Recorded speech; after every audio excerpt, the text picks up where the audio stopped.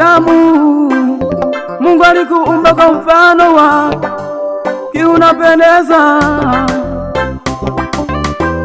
Hata ulipozaliwa kila kushika halikuita malaika. Hata ulipozaliwa kila likushika halikuita malaika. Leo umepoteza upendo wa kwanza, umepoteza upendo wa kweli, umepoteza upendo wa kweli, umepoteza upendo wa kwanza. Uko wapi upendo wa kweli ndani ya moyo wako? Uko wapi upendo wa kweli? Nauliza, uko wapi upendo wa kweli ndani ya moyo wako? Uko wapi upendo wa kweli? Nauliza.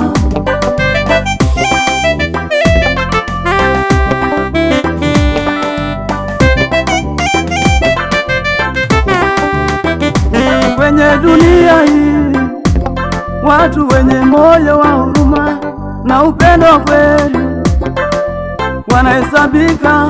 Kwenye dunia hii watu wenye moyo wa huruma na upendo wa kweli wanahesabika. Wengine wanaweza sema wanakupenda, kumbe moyoni mwao kumejaa unafiki.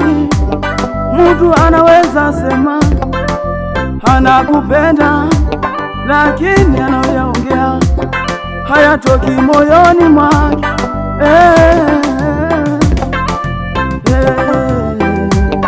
Uko wapi upendo wa kweli ndani ya moyo wako?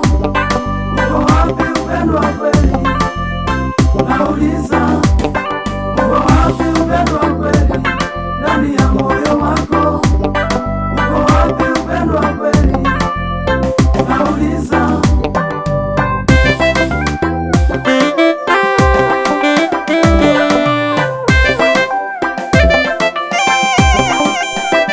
Kwa nini wanivunja moyo kwenye masomo ya? Kwa nini wanivunja moyo kwenye kazi yangu? Kwa nini wanivunja moyo kwenye nyimbo za Injili? Kwa nini wanivunja moyo katika kutafuta ufalme wa Mungu? Kwa nini wanivunja moyo juu ya afya yangu?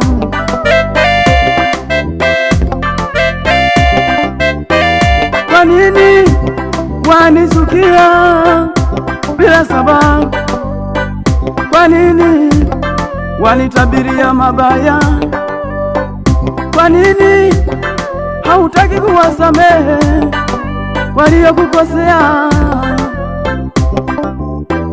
Kwa nini waniombea mabaya wewe?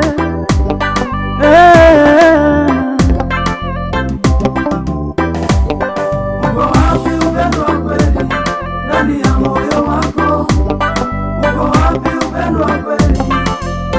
Nauliza, uko wapi upendo wa kweli ndani ya moyo wako? Uko wapi upendo wa kweli? Nauliza. Kwa nini mwafanya vita na kupigana? Kwa nini mwachukiana bila sababu? Kwa nini mwatabiriana mabaya? Kwa nini mwaombeana mabaya? Je, neno msamaha lipo wapi ndani ya nyoyo yenu? Nawauliza, kwa nini mwapigana na kutakiana mabaya? Je, neno msamaha liko wapi ndani ya mioyo yenu? Kwa Kwa nini maombeana mabaya? Kwa nini hamtaki kusameheana? Kwa nini nauliza?